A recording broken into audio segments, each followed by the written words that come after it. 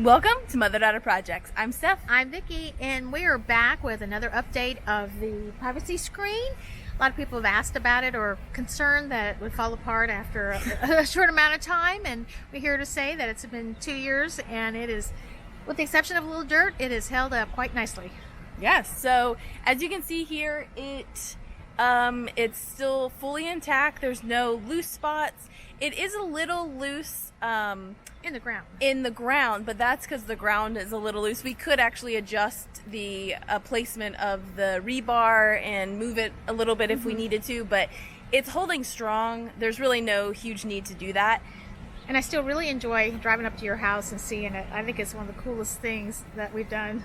Yeah, I still love the look of it. I also recently cleaned it with Wet and Forget, which is basically an outdoor cleaner you spray on, and as it rains, it will just clean the product. And so this is actually cleaner than a year ago when we shared an update with you then. So that definitely works to clean it, and you know, I think this is going to probably last for years to come. I think so too. Yeah. As a reminder, we did spray paint it to help protect the PVC from the UV rays, which we definitely have a lot of UV rays here. So I think that's definitely helping. So if you have any questions, let us know in the comments below. We'll put a link to that original video and then a year ago, the video for that too. So thanks for joining us. And if you want to see more projects from us, be sure to visit us at motherdaughterprojects.com.